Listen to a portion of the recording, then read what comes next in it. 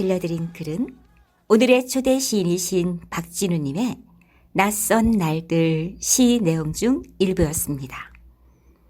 오늘 만나보실 시인 박진우님은 현재 시인과 수필가 그리고 뮤지컬 배우, 남성 합창단원으로 활동하고 있습니다. 그럼 시인님을 만나기에 앞서 시인님의 시를 낭송가 박진현님의 목소리로 먼저 들어보도록 하겠습니다.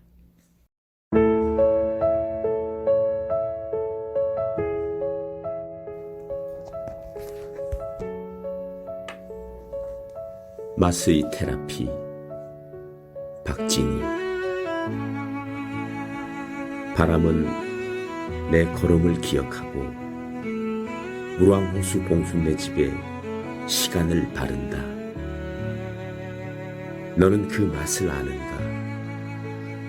인생 단단한 껍질 속에 묶인 부드러운 감칠맛을, 짜디짠 세상 물정에 짭조름이 익은 그 속살 깊은 맛을. 늙음이란 어쩌면 이런 게 맛일지도. 한 손엔 투명 위생 장갑, 또 한 손엔 날선 가위 하나. 라이프 스타일로 수술하여 절개된 미각의 하얀 속살. 짭짤하고 달짝지근한 인생의 맛을 빚는다. 그 맛 알면 알수록 기꺼이 나이들 권리 있듯이 잘 익은 시간이 빚은 깊은 맛, 자연 섭리 물든 맛의 테라피.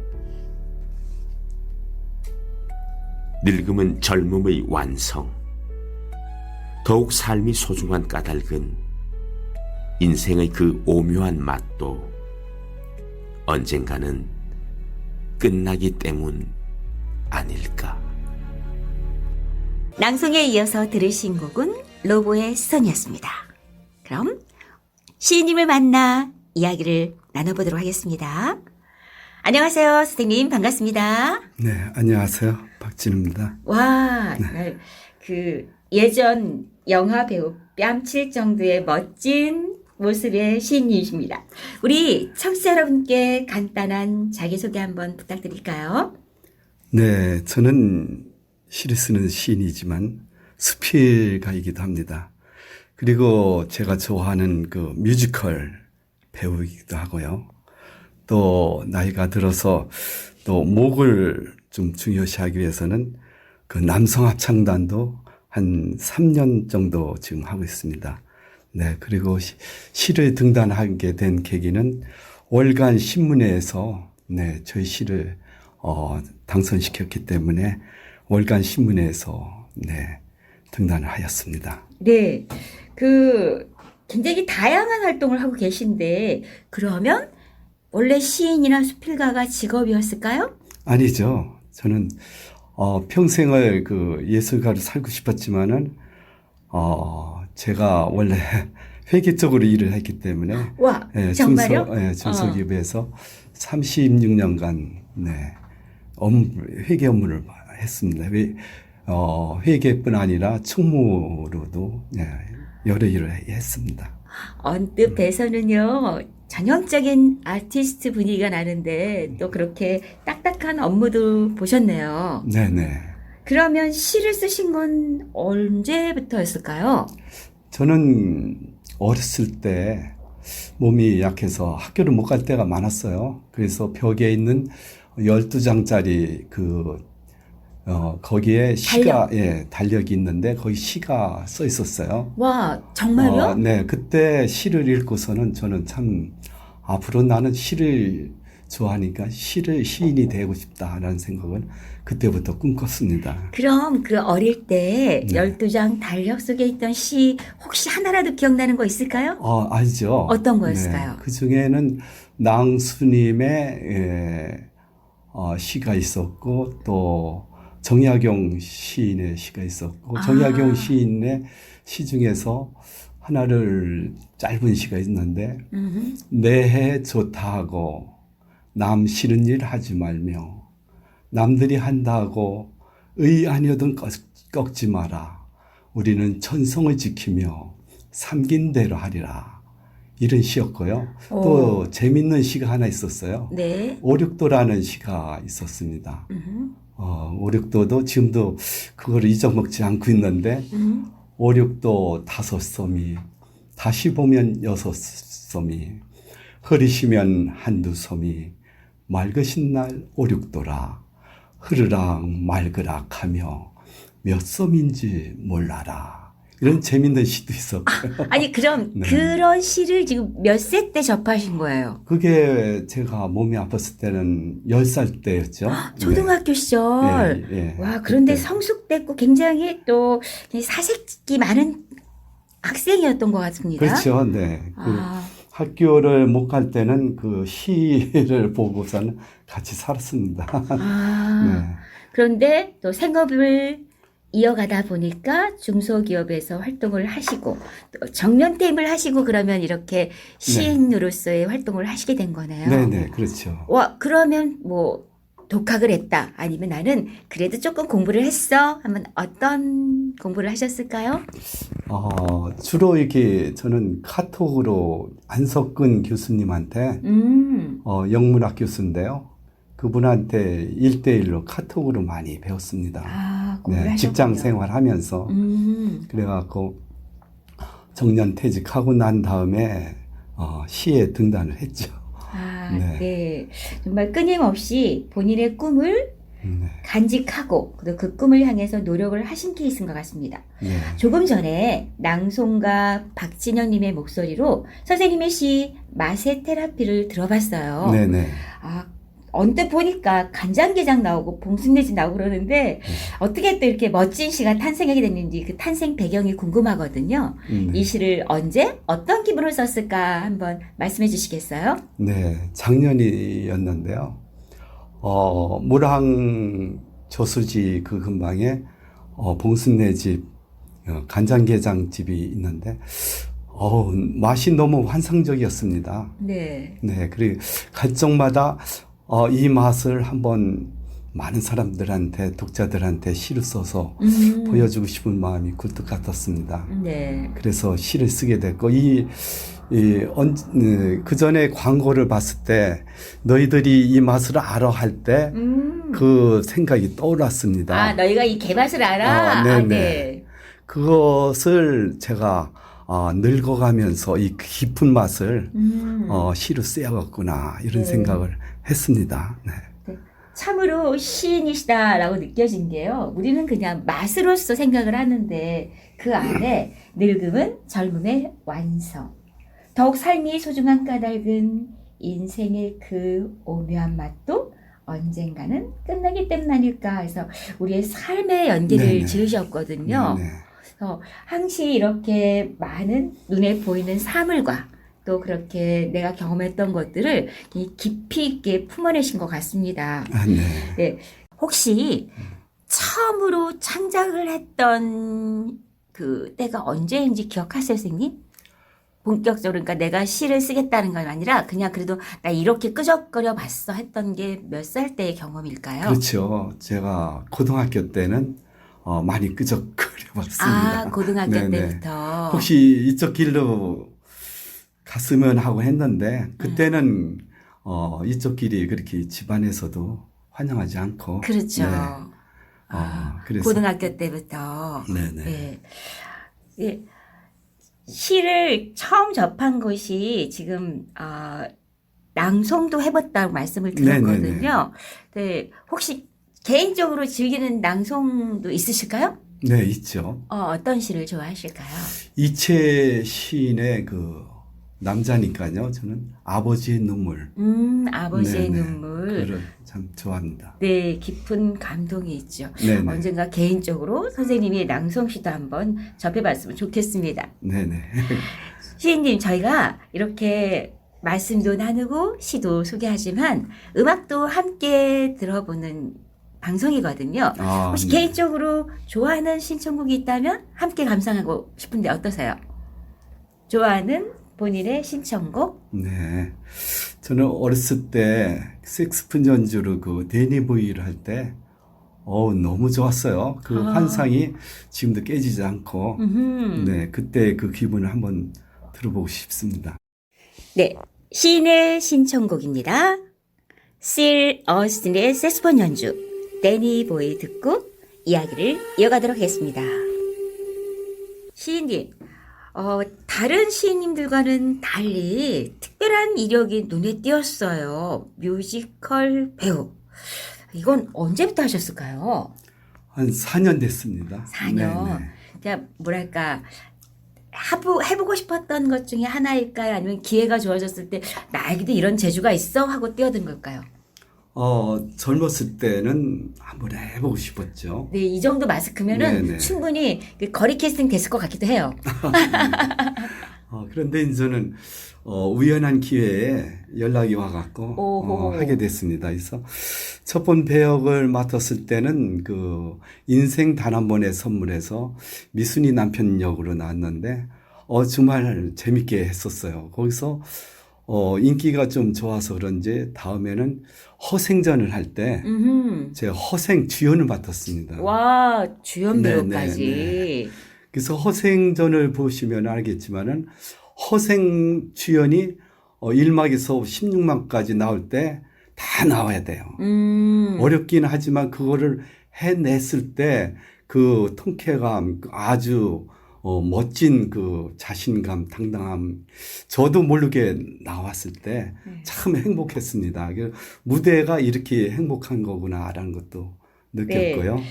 작년에는 망대라는 망대요? 예. 저기를 무대에 올렸는데 망대에서는 제가 그 갑부역 김갑부 역을 했어요. 사장님, 예, 사장님으로. 김갑부 역으로 해갖고 많은 사람들한테 감동을 주는 또 눈물을 질질 흘리게 만들 수 있는 그런 감동이 무대에서 나올 때 정말 행복했습니다. 시인이나 수피가는 조금 무게감이 있어요. 네. 근데 막 뮤지컬 배우는 다른 사람한테 희노애락을 표현하면서 기쁨과 그 감동을 준다 그러면 시인과 수피가는 글로써 하는 건데 좀 무게감이 다르잖아요. 네네. 그다음에 내가 시인으로 살아간다는 것 어떤 삶일까 생각한다면 시인도 책임이라는 게 따를 것 같거든요. 시인이 가져야 될 책임감이 어떤 거라고 생각이 드실까요?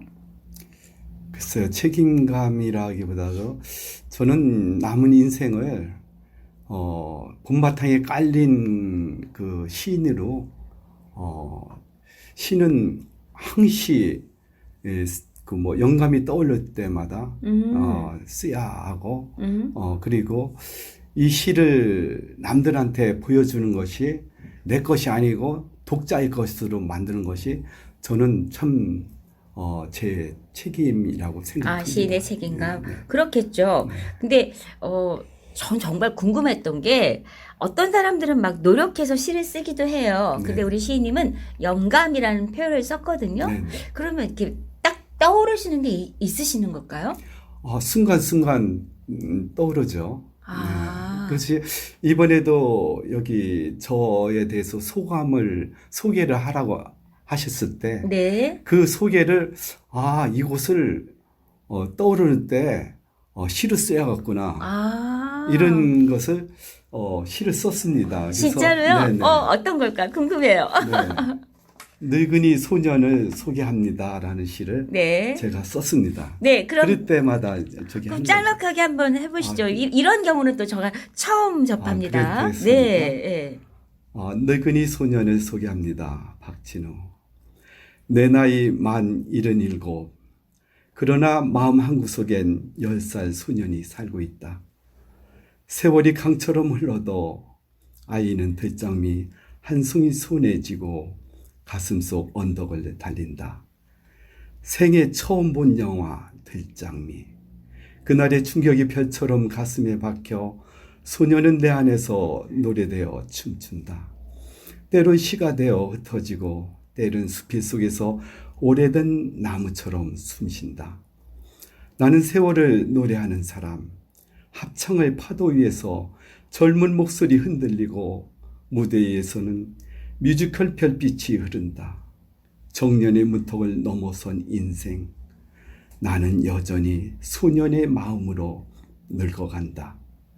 내 안의 들장미가 시들지 않는 한. 와, 이 어떤 자기소개보다도 네. 정말 함축적으로 그리고 아주 솔직하게 선생님을 표현한 시이네요.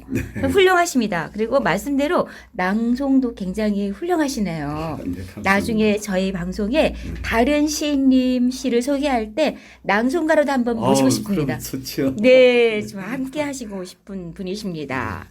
아까는 맛의 테라피라는 시를 소개해 주셨는데요.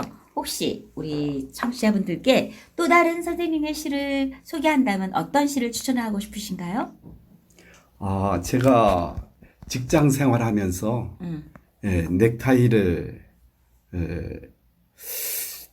시를 한번 썼습니다. 넥타이를 주제로 네. 와 궁금해집니다. 네. 그래서 넥타이에 대해서 재밌게 엮었기 때문에 한번 소개해 주셨으면 감사하겠습니다. 네, 그럼 박진일 시인님의 두 번째 시를 낭송가 박진현님의 목소리로 들어보도록 하겠습니다. 넥타이 박진우. 어제의 느려진 마음을 잘라 다섯 숨이 걸린 목에 넥타이를 엮는다. 하루를 반드시 묶는 약속의 매듭. 백조처럼 수면 위로 멋지게 흐르나 그 아래 현란한 발동작이 흔들릴 때마다 애쓰는 균형 감각이 어지럽다. 회의실에서 혀 잘린 소리 할 때마다, 경쟁 속에서 계약을 성사시킬 때마다 넥타이는 빛났다. 점점 더 근사해져 가는 넥타이.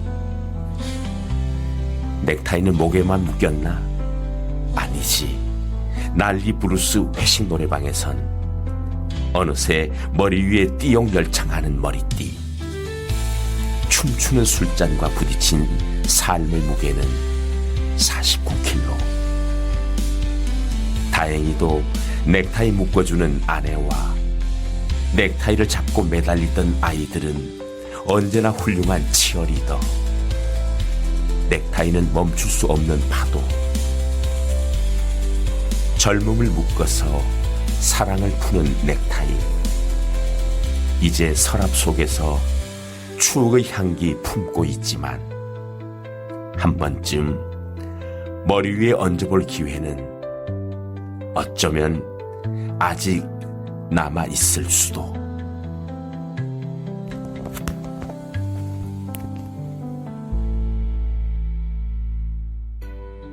낭송에 이어서 들으신 곡은 안상수의 영원히 내게였습니다. 와, 시인님, 그 넥타이 그래서 어떤 내용이 실려져 있을까 궁금했는데 어찌 보면 슬프기도 하고 또 아플 것 같기도 하고 굉장히 다양한 이야기가 숨어져 있네요. 네, 그렇죠. 이 그 현직에 계셨을 때 썼을까요? 네, 그렇죠. 이거는 현재 지금 제 늙은 이 나이에 쓴 거고요. 그때를 생각한 거죠. 저는 그때 직장 현직에 있을 생활, 때 생각하면서 네. 아주 그냥 그 한 행 한 행마다 좀 그냥 그 뭐랄까 현실적인 네. 그 사무원들의 이야기가 쏙쏙 숨어져 있는 것 같아요. 어떤 마음으로 쓰는지 한번 좀 우리 청취자들께 말씀해 주시겠어요? 네, 지금 현재 과거를 젊었을 때 생각하니까는 그래도 제일 머리에 떠오른 것은 뭔가 내가 성사를 했을 때, 계약을 따냈을 때, 많은 사람들한테 이제 축하를 받는다든지, 그렇지 않고 회식하는 자리, 회식하는 자리에서 너무나 재밌게 놀았다는 그 노래방. 이제 회식 후에는 항시 노래방을 가는 것이 코스거든요. 네. 그랬을 때는 마음을 다 놓고서는 놀죠. 그렇게 흔들리다 보면은 술도 먹어야 하고 또 그 이튿날 또 되면 또 출근을 해야 하고 그런 바쁜 저 중에 내 몸은 하나같이 막 이렇게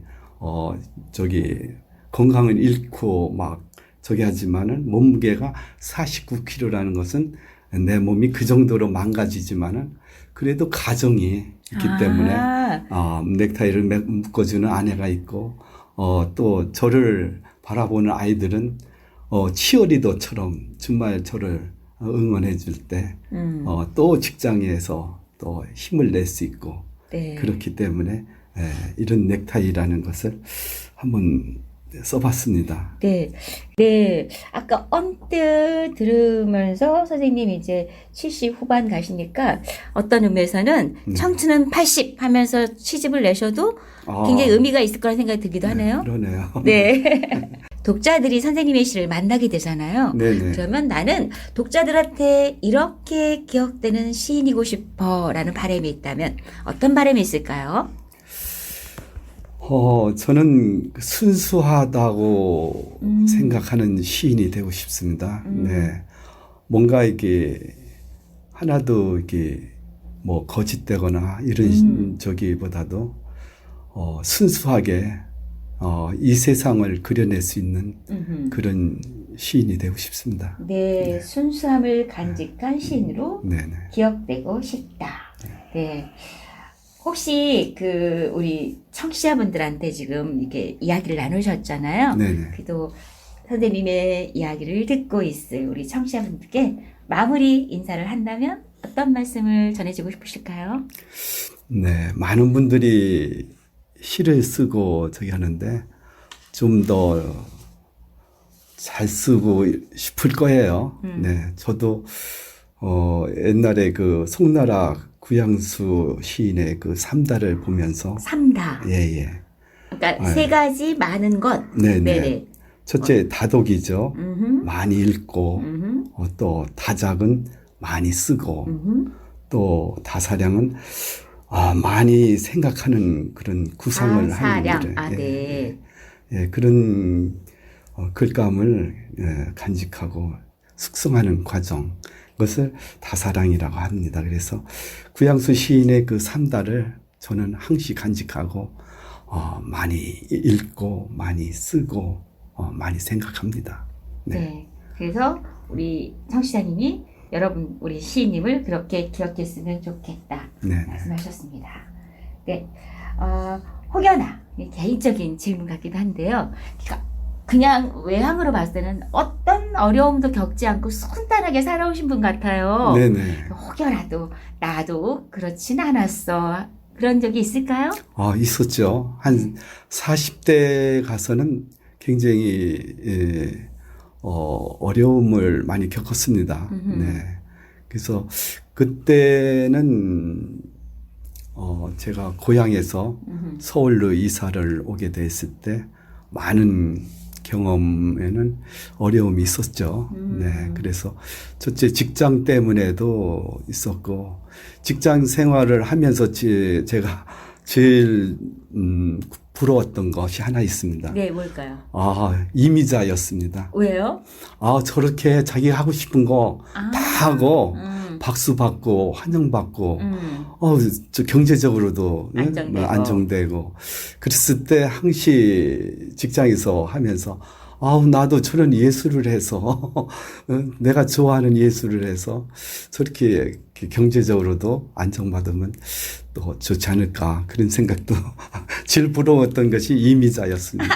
근데 아마 그분의 삶도 엿보면은 또 다른 아픔과 슬픔이 있을 것 같아요. 그러면 혹여나 선생님 삶 속에서도 그 어려움과 고난이 있었을까요? 네, 있었죠. 네. 그때마다 저는 레이턴 윌슨 스미스의 시를 생각했습니다. 그때도 시가 위로를 해줬다? 네네. 어떤 시였을까요? 네, 그 시는 이 또한 지나가리라는 이 시입니다. 또한 지나가리라. 언뜻 기억이 나는 것 같아요. 큰 슬픔이 거센 강물처럼 내 삶에 밀려와 마음의 평화를 산산조각 내고 가장 소중한 것들을 내 눈에서 영원히 앗아갈 때도 내 가슴에 대고 말하라. 이것 또한 지나가리라.